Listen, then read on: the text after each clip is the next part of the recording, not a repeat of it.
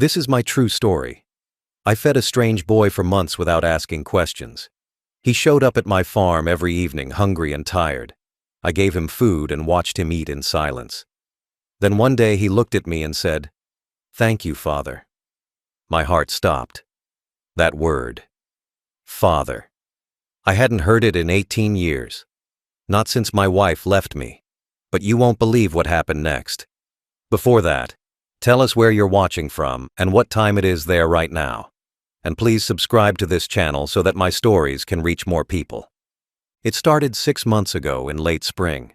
I was finishing up work in the barn when I saw someone standing at the edge of my property. A young man, maybe 17 or 18 years old, thin, dirty clothes. He just stood there looking at the house like he was deciding something. I walked over and asked if he needed help. He didn't answer, just stared at me with these dark eyes that made me uncomfortable. Not because he looked dangerous, because he looked familiar, like I should know him but couldn't place where from. I asked if he was lost. He shook his head no. I asked if he needed something.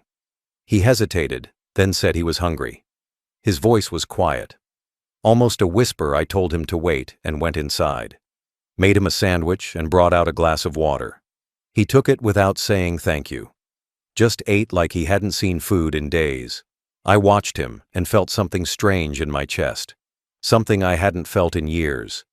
Like recognition. Like seeing a ghost of someone I used to know. When he finished eating, he handed me the empty plate and walked away. Didn't say goodbye.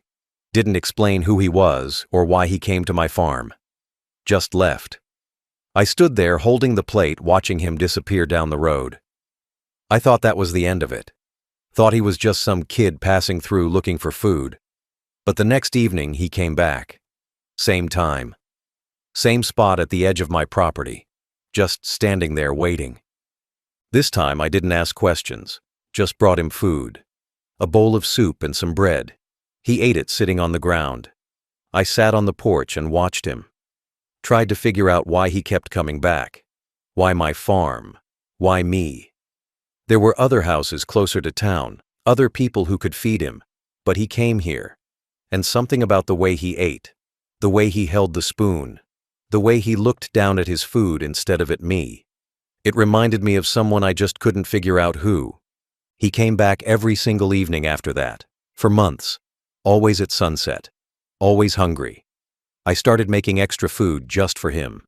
Started expecting him I would finish my work and go inside and cook dinner for two even though I lived alone. One plate for me, one plate for him. He never came inside. Always ate outside on the porch or on the ground. Never talked much, just ate and left. But slowly, he started staying longer. Started sitting on the porch steps instead of on the ground. Started looking at me when I talked instead of staring at his food. I asked him his name once. He said it so quietly, I barely heard it. A common name. Nothing that triggered any memories. I asked where he lived. He said in town. I asked about his family. He looked away and didn't answer. So I stopped asking. Figured he had his reasons for not wanting to talk. Figured he would tell me when he was ready. Some people just need a safe place to eat and be quiet. I understood that. I had been that person before, alone and broken, and just needing someone to show basic kindness without demanding explanations. But there was something about him that bothered me. Something about his face, his eyes, the way he moved. It was like watching a memory I couldn't quite reach. Like my brain knew something my heart hadn't figured out yet. Sometimes I would catch him staring at me when he thought I wasn't looking. Not in a weird way, in a curious way, like he was studying me. Trying to figure something out too. We were two strangers sitting in silence every night. Him eating my food, me watching him eat. Both of us holding secrets we didn't know how to share. I started to care about him, started to worry when he was late, started making his favorite foods, started asking how his day was, even though he barely answered. He became part of my routine, part of my life. The only person I saw every day. The only person I cooked for. The only person who made my empty house feel a little less empty. And I had no idea. No idea who he really was. No idea that the boy I was feeding was the son I lost 18 years ago. It was a Thursday evening. I remember because Thursdays I always made chicken soup. His favorite. I noticed after a few weeks that he ate it slower on Thursdays, like he wanted to make it last, so I started making extra, giving him a bigger bowl. That night I brought out his dinner like always. He was sitting on the porch steps waiting. I handed him the bowl, and he took it. Then he looked up at me. Really looked at me. Not the quick glances he usually gave, a real look. Direct eye contact that made my stomach flip. He said thank you. He had said it before, but this time he added something. Thank you, Father. 2 words that felt like a gunshot to my chest. Father. Not sir. Not mister. Father. The bowl almost slipped from my hands. I stood there frozen, staring at him. He kept looking at me with those dark eyes, waiting for something. Waiting for me to understand. My mouth opened, but no sound came out. My brain was screaming. My heart was pounding so hard I thought it would explode. Father. Nobody called me that. Nobody ever called me that. I never got to be a father. My son was taken from me when he was 6 months old, before he could walk. Before he could talk. Before he could say the word daddy or papa or father. My ex-wife made sure of that. Made sure I would never hear that word from my child's mouth. Made sure I would never know what it felt like to be called father. But this boy just said it. This stranger who had been coming to my farm for months just called me father. I asked him what he said. My voice came out shaky and weak. He looked down at his soup. Didn't repeat it. Just started eating. But I heard it. I knew I heard it. Father. That word was burned into my brain now, echoing over and over. I sat down on the porch next to him. My legs felt like they would give out. I watched him eat and tried to make sense of what just happened. Why would he call me that? Was it a mistake? Did he mean to say it? Or was it just a slip? Just a word that came out wrong. But looking at him now, I saw it. Saw what my brain had been trying to tell me for months. His face. It was my face. 20 years younger, but the same nose, the same jawline, the same dark eyes, the same way of holding his head slightly tilted when he ate. I looked like that in old photos. My mother told me I ate the same way. And his hands, long fingers, same as mine, same as my father's. How did I not see it before? How did I miss it? My son. This was my son.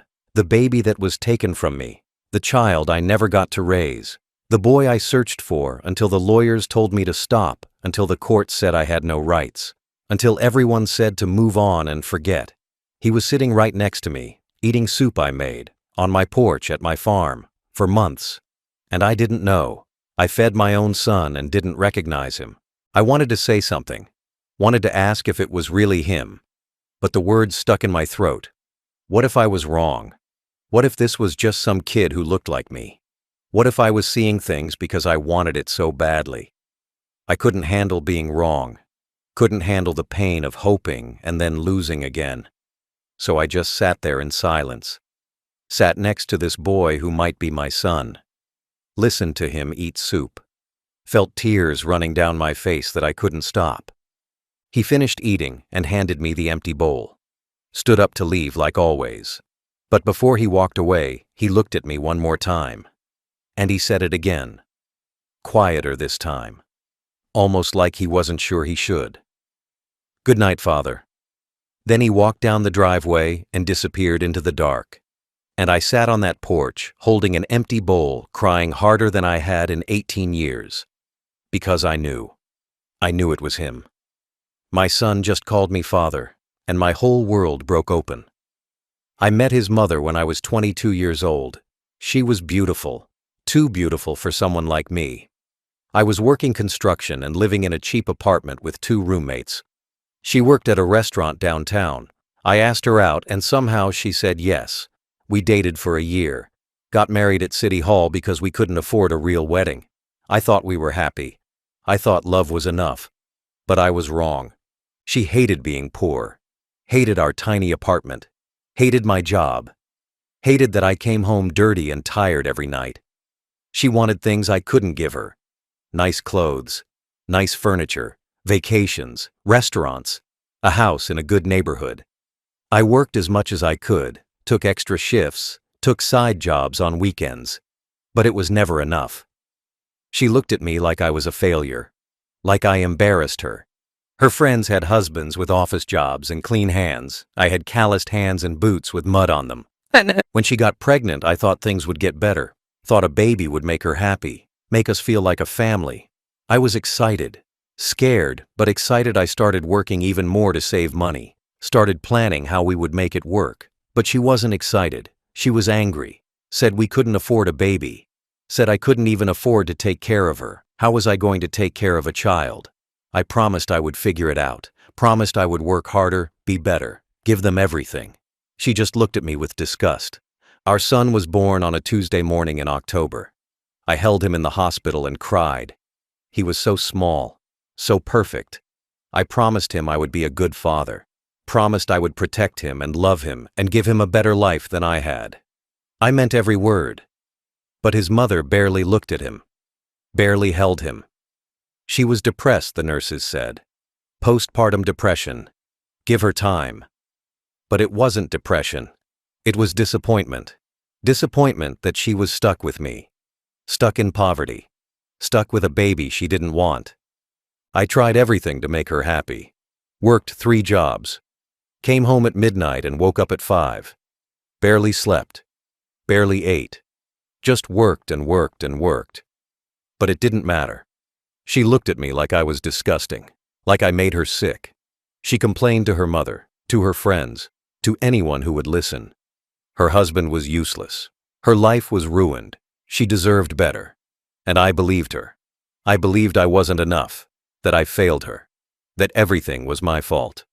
When our son was 6 months old, she told me she was leaving, said she couldn't do this anymore, couldn't live like this, couldn't be married to someone like me. I begged her to stay, begged her to give me another chance, told her I would get a better job, make more money, move us somewhere better. But she said no, said it was too late, said she already made up her mind. She was taking our son and leaving. I asked where she was going. She said, none of your business. I said, he's my son too. She laughed, said I was never a real father anyway, said you can't be a father when you can't even provide basic things, said the word father is a title you earn, and I earned nothing. She filed for divorce the next week, asked for full custody, said I was unfit, said I worked too much and was never home. The same jobs she demanded I work to make more money. The judge believed her, gave her everything, said I could have supervised visitation twice a month. But she moved before the first visit, took our son and disappeared, changed her number, left no forwarding address. I hired lawyers I couldn't afford, spent every penny trying to find them. But she was gone, really gone, and my son was gone with her. I lost everything in that divorce, my family, my savings, my hope. But worst of all, I lost the title father. She took it from me, said I didn't deserve it, and for 18 years I believed her. Believed I wasn't worthy of being called father, until that boy on my porch said it. And I realized she lied. She took my son, but she couldn't take away what I was. I was his father. I always was. And now, somehow, he found me. After she left, I fell apart. Completely fell apart. I couldn't work, couldn't sleep, couldn't function. I got fired from 2 of my 3 jobs because I stopped showing up, stopped caring. What was the point of working if I had no family to provide for, no son to come home to, no reason to keep going? I spent months in that apartment doing nothing, just sitting on the couch, staring at the wall. My roommates moved out, said I was depressing, said they couldn't deal with me anymore, so I was alone. Completely alone. I couldn't afford the apartment anymore, so I moved back to my parents' farm, the place I grew up. My father died 2 years before, and my mother was getting old. She needed help anyway. So I moved into my old bedroom and worked the farm. It was better than the city, quieter. Fewer people, fewer reminders of what I lost. I worked from sunrise to sunset, planting crops, feeding animals, fixing fences. Physical work that made my body hurt so much I didn't have energy to think about my son, didn't have energy to feel the pain. My mother asked about him sometimes, asked if I heard anything, if I found them. I always said no. She would pat my hand and say, maybe someday. But I knew better. My ex-wife made sure I would never find them. Made sure my son would grow up not knowing me, not knowing my name, not knowing I existed, and there was nothing I could do about it. The courts didn't care. The police said it wasn't kidnapping because she had custody. My lawyers said I was out of options, so I gave up, stopped searching, stopped hoping, just accepted that I would never see my son again. Years passed. My mother died when I was 35. Left me the farm. I kept working it alone. Had no friends, no relationships, no life outside of this property. People in town thought I was weird. The lonely farmer who never talked to anyone, never went anywhere, just worked his land and kept to himself. They were right. I was weird. I was broken. I was a shell of a person going through motions because I didn't know what else to do. Every year on my son's birthday, I would sit on the porch and imagine what he looked like, what he was doing, if he was happy. If she told him about me, or if she erased me completely, I imagined him as a toddler learning to walk, as a kid going to school, as a teenager playing sports. I made up a whole life for him in my head, a life I wasn't part of, a life I would never see. It hurt so much I wanted to die, but I kept going, kept waking up, kept working, because what else was there? I stopped celebrating holidays, stopped celebrating my own birthday. Everything felt pointless without family, without my son. Christmas was just another day. Thanksgiving was just another meal I ate alone.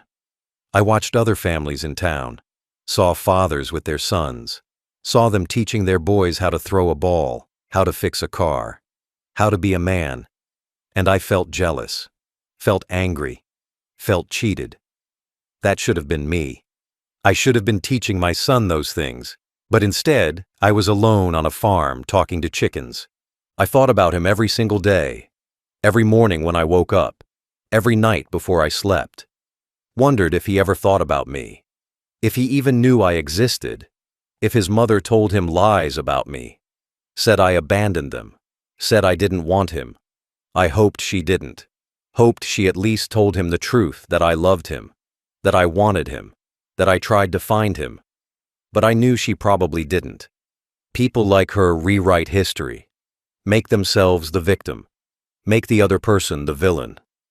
And I was too tired to fight it anymore. 20 years of emptiness, 20 years of working alone and eating alone and sleeping alone, 20 years of being nobody to nobody. I thought that's how I would die alone on this farm. No family, no legacy, just a sad old man who lost everything and never recovered.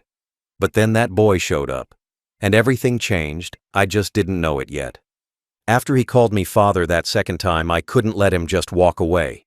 I had to know if it was really him or if I was losing my mind. I waited 5 minutes after he left. Then I got in my truck and drove slowly down the road. No headlights. Just following the direction he walked. I felt crazy doing it. Felt like some stalker. But I didn't care. I had to know the truth. Had to see where he lived, had to find out who he was. I saw him walking along the side of the road about half a mile from my farm. He walked slow, hands in his pockets, head down. I stayed far back so he wouldn't notice the truck. Followed him for almost 3 miles into town. He turned down a side street I didn't recognize. Old houses, run down, paint peeling off the walls, yards full of weeds. The kind of neighborhood people avoided. He stopped at a small house at the end of the street. Light blue paint that used to be brighter roof that needed repair. He walked up to the front door and went inside. I parked across the street and sat there staring at the house. My heart was beating so fast I felt dizzy. Was this where they lived? Was she in there? My ex-wife, the woman who took my son and disappeared. I hadn't seen her in 18 years. Hadn't heard her voice. Hadn't known if she was alive or dead, and now I was sitting outside what might be her house. I wanted to drive away, wanted to go home and pretend this never happened. But I couldn't. I had come this far. I had to know. I got out of the truck and walked to the front door. My legs were shaking, my hands were shaking, everything was shaking. I stood on the porch for a full minute just staring at the door, trying to breathe, trying to think of what to say. What if I was wrong? What if this was just some random kid and I was about to look like an insane person? What if it was him, but she refused to let me see him? What if she called the cops? What if she screamed at me and told me to leave? I almost turned around, almost walked back to my truck, but then I knocked 3 times and waited. The door opened. And there she was.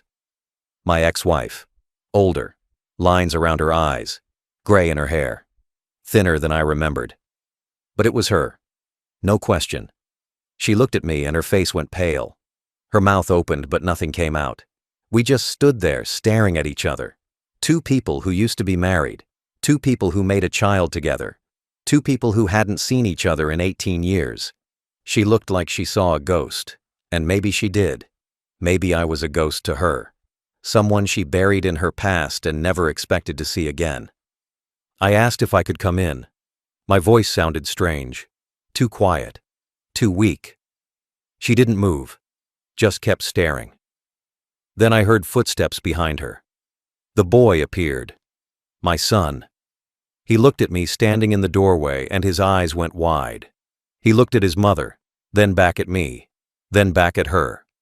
She finally moved, stepped aside. Let me in. I walked into that house feeling like I was walking into another dimension, like this wasn't real, like I would wake up any second and be back on my farm alone. The house was small, messy, furniture that looked like it came from thrift stores, dishes piled in the sink. It smelled like old food and mildew. This was where they lived. This was where my son grew up, in this tiny, broken house. We all stood in the living room in silence. Nobody knew what to say. Nobody knew how to start. My ex-wife looked at the floor. My son looked at me. And I looked at both of them trying to understand how this was happening. How after 18 years of nothing my son found me. How he showed up at my farm. How he ate my food for months without telling me who he was. And why? Why now? Why like this? I needed answers, but I didn't know if I was ready to hear them. My son spoke first. He asked his mother if it was true, if I was really his father. She didn't answer. Just stood there with her arms crossed looking at the wall, he asked again. Louder this time. Mom, is this him? Is this my dad? She finally nodded. Yes. Just that one word. Yes. And everything in the room changed. The air felt heavier. My son's face twisted up.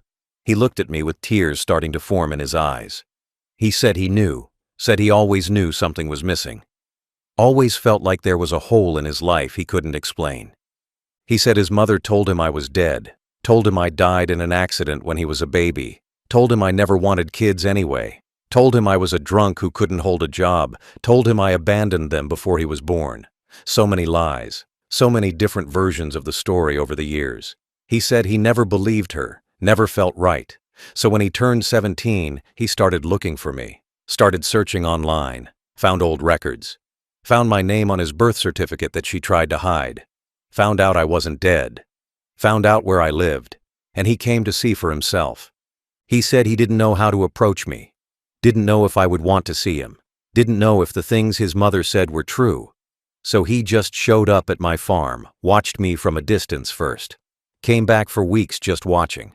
Then one day he worked up the courage to ask for food, to see what kind of man I was, to see if I would help a stranger.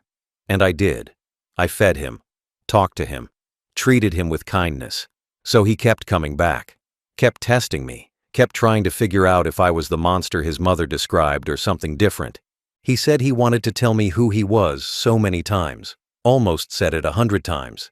But he was scared, scared I would reject him, scared I would be angry, scared I wouldn't believe him. So he just kept coming, kept eating my food, kept sitting with me, until he couldn't hold it in anymore, until the word father just came out, and now here we were, father and son, strangers but also family, looking at each other across 18 years of stolen time. I started crying. Couldn't help it, couldn't hold it back. I told him I looked for him, told him I never stopped thinking about him, told him I wanted to be his father more than anything in the world, told him his mother took him and I tried everything to find them, but she disappeared, changed her name, moved states, made it impossible. I told him every word his mother said about me was a lie. I never abandoned him. Never wanted to leave. I was forced out. I begged to stay. Begged for custody.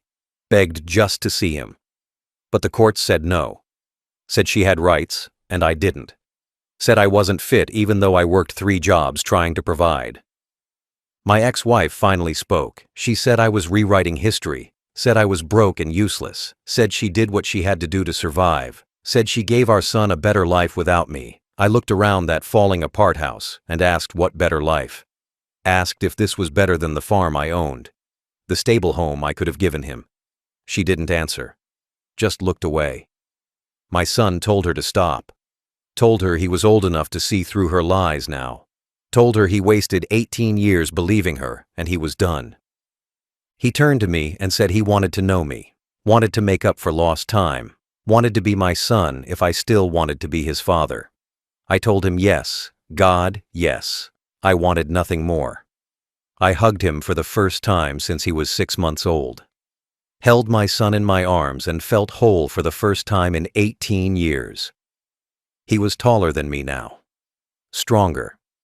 But he still fit perfectly. Still felt like my boy. My son.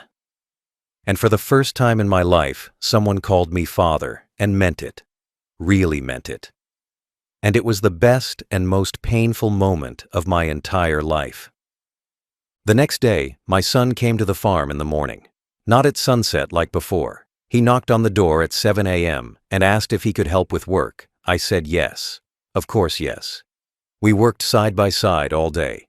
I showed him how to feed the animals, how to fix the fence posts, how to check the crops. He learned fast, asked questions, listened carefully. We didn't talk much about the past, just focused on the present, on being together, on making up for lost time by building new memories. He came back the next day, and the day after that, and the day after that. For 2 whole weeks he showed up every single morning. We worked together, ate lunch together, talked about everything. I learned about his life, about school, about the jobs he worked to help his mother pay rent, about his dreams of going to college but not having money, about feeling lost and alone his whole life. I told him about my life too, about the farm, about his grandparents, about how much I wanted him, how much I missed him, how many nights I cried thinking about him. We started to feel like family, real family. He called me dad now instead of father, said it felt more natural. I loved hearing it, loved hearing that word from his mouth. Dad, can you show me how to do this? Dad, what do you think about that? Dad, I'm glad I found you. Every time he said it, my heart swelled up. I never thought I would hear my son call me dad. Never thought I would have this. But here it was. Here he was. My boy. My son. Finally mine. I taught him how to drive the tractor, how to plant seeds in straight rows, how to tell when fruit was ripe. All the things a father teaches a son. All the things I dreamed about teaching him when he was a baby. It was 18 years late, but it was happening. We were doing it. Building the relationship that was stolen from us. I watched him work and saw myself at that age. Saw my father. Saw generations of men in our family. He belonged here, on this land, with me. We talked about the future. I told him he could live on the farm if he wanted. Told him I would help him go to college. Told him everything I had would be his someday. He said he wanted that. Said he wanted to stay. Said his mother's house felt like a prison, and this farm felt like home. Said he felt more connected to me in 2 weeks than he felt to her in 18 years. I told him I would talk to her, would figure out a way to make it work, would do whatever it took to keep him here with me. At night after he left, I would sit on the porch and feel something I hadn't felt in decades. Happiness. Real happiness. Not just the absence of pain, but actual joy. My son was back in my life. My son wanted to be here. My son called me dad. I didn't think this kind of happiness existed for someone like me. Thought I used up all my chances. Thought God forgot about me. But maybe I was wrong. Maybe this was my second chance. My reward for not giving up, for staying alive even when I wanted to die. I started planning. Started thinking about fixing up the extra bedroom for him. About enrolling him in community college nearby. about teaching him to run the farm so someday it would be his. I started thinking about grandkids someday, about family dinners, about holidays that meant something again. I started believing in the future, started believing my life wasn't over, that the best parts were still coming. My son told me he loved me on the 13th day. We were sitting on the porch after dinner. He just said it. "I love you, Dad." Simple as that. I started crying. Told him I loved him too. Told him I never stopped loving him. We sat there together in silence, father and son, and for the first time in 18 years, I felt complete. Felt like I had a purpose. Felt like everything I went through was worth it because it led to this moment. To having my son back.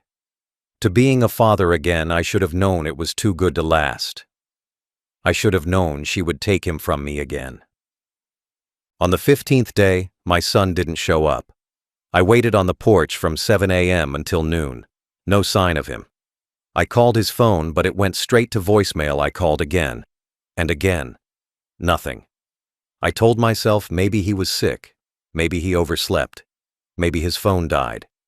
I didn't want to think the worst, didn't want to believe something was wrong. But deep down I knew. I felt it in my chest. That same sick feeling I had 18 years ago when she left the first time. I drove to their house around 1 in the afternoon. The driveway was empty. No car. I knocked on the door anyway. No answer. I knocked harder. Still nothing. I looked through the windows.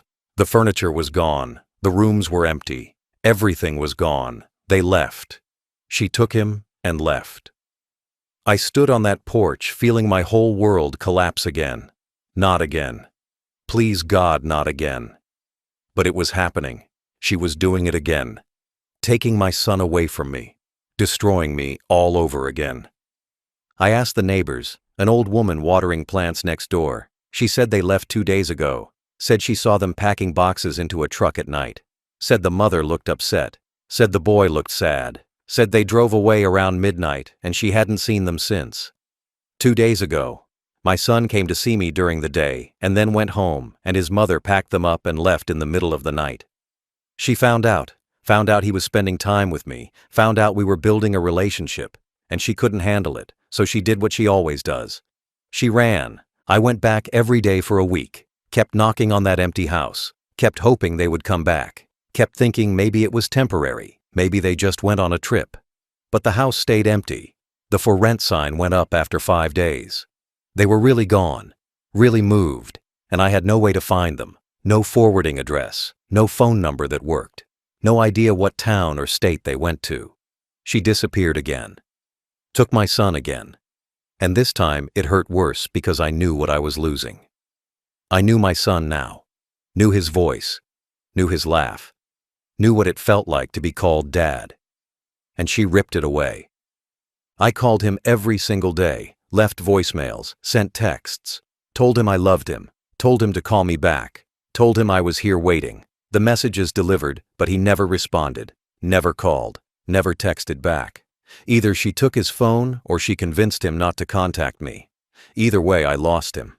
Lost my son for the second time, and this time I knew it was my fault for hoping, for believing things could be different, for thinking she would let me have him. I hired a private investigator, spent money I didn't have. He searched for 2 months and found nothing. She changed her name again, probably changed his name too, left no trail, no records, no way to track them.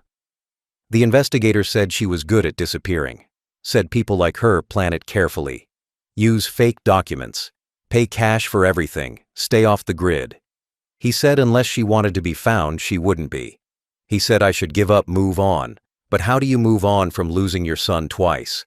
How do you move on from finally having everything you wanted and then having it stolen again? I went back to that empty house one more time before the new tenants moved in. Stood in the living room where I hugged my son, where I heard him say, "I love you, Dad," where I thought we were starting over. The room was completely empty now, just bare walls and dirty carpet, like they were never there, like those 2 weeks never happened. But they did happen. I had those memories, I had those moments. Nobody could take those away from me. But they could take my son. And they did. She took him and made sure I would never find him again. And I was alone again. Just like before. Except this time it hurt so much worse because I knew exactly what I lost. The first month after they left, I barely functioned. I stopped doing farm work, stopped feeding myself properly, just sat on the porch every evening at sunset waiting for him to appear, waiting for him to walk up that driveway like he used to, waiting to hear him say, "Dad, I'm back." But he never came. The driveway stayed empty, the porch stayed quiet, and I stayed broken. I checked my phone every 5 minutes. Every notification made my heart jump. Every time it buzzed, I grabbed it hoping it was him. But it was never him. Just spam calls, just junk emails, just reminders that nobody was trying to reach me. I left more voicemails, dozens of them. My voice getting more desperate each time. "Son, please call me back. Please let me know you're okay. Please don't forget about me. I love you. I'm here. I'm waiting." But he never responded. The messages just went into the void, and I started to wonder if he even got them, or if she took his phone, or if she convinced him I was dangerous, convinced him to block my number, convinced him that leaving was for his own good. I drove around town looking for them even though I knew they were gone.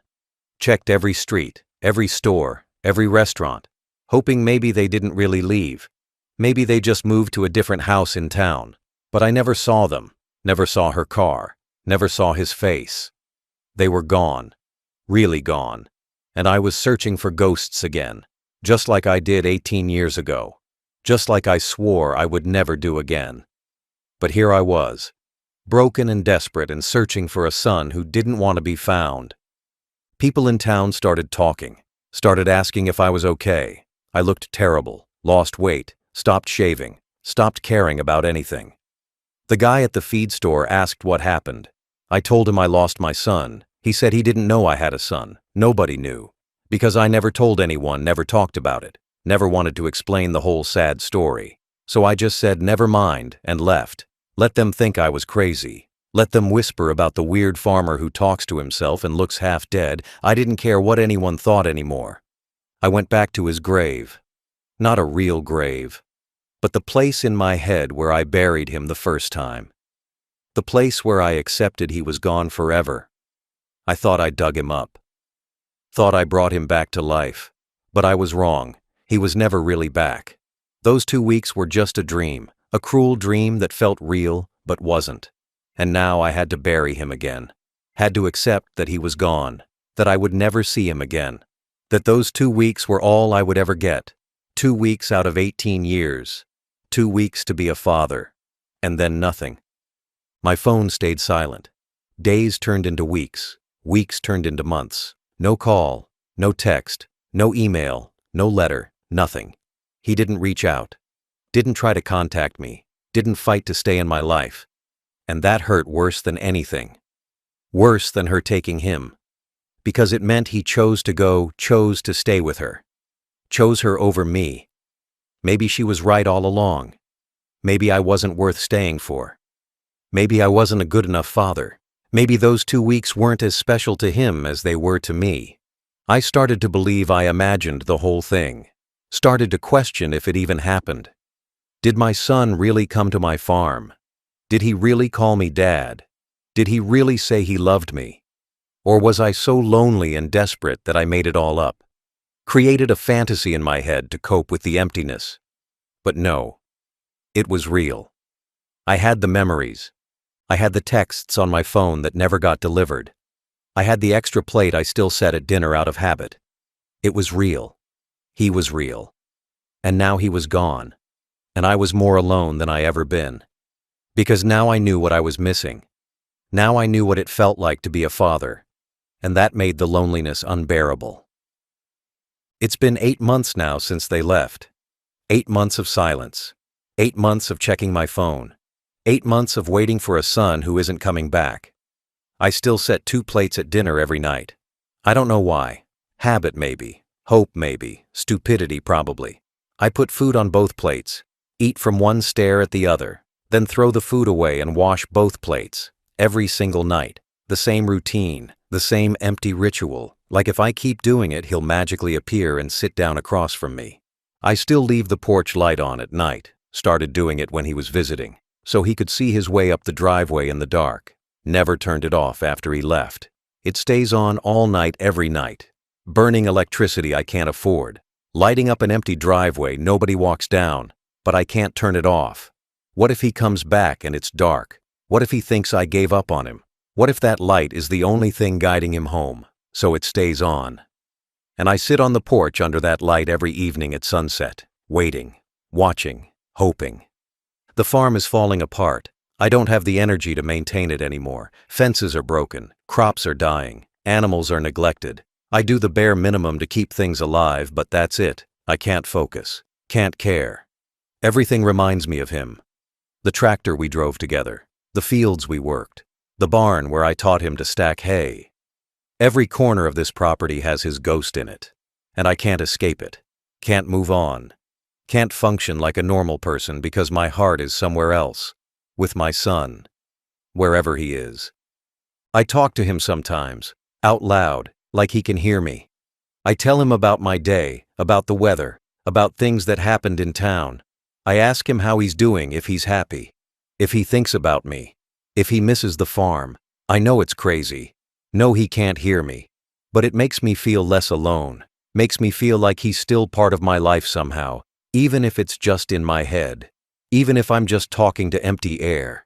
It's better than the silence, better than accepting he's really gone. Sometimes I get angry at him for not fighting harder to stay, for not calling, for not trying. He's 18 now, an adult. He could leave her if he wanted, could contact me if he wanted, but he doesn't. And that means he chose this, chose to disappear, chose to let me suffer. Maybe he believed her lies after all. Maybe those 2 weeks didn't mean as much to him. Maybe I was just a temporary curiosity, a way to fill some hole in his life before moving on. And I was stupid enough to think it was more. Stupid enough to think I mattered to him. But then the anger fades, and I'm just sad again. Sad and tired and empty. I'm 60 years old now. My body hurts. My heart hurts worse. I don't know how many years I have left. Don't know if I'll ever see my son again before I die. Don't know if he'll come to my funeral or if he'll even know I died. Maybe he'll find out years later. Maybe he'll feel guilty. Maybe he won't feel anything at all. Maybe I'll just be a story his mother told him. The father who wasn't good enough, the man who failed, the ghost he met once and forgot. I fed a strange boy for months without knowing he was my son. Watched him eat my food, listened to him talk, cared about him before I knew he was mine. And then he called me father, and everything made sense. For 2 perfect weeks I was a dad. I had my son. I had a family. I had a reason to wake up in the morning. And then she took him away and left me here. Alone. Again. Still waiting. Still hoping. Still setting 2 plates at dinner like a fool. Still leaving that porch light on. Still believing that maybe someday he'll come back. That maybe someday I'll see him walking up that driveway. That maybe someday I'll hear him call me dad one more time. But deep down, I know the truth. He's not coming back. My son is gone. And this time he's gone forever. And I'll die alone on this farm, waiting for a boy who will never come home.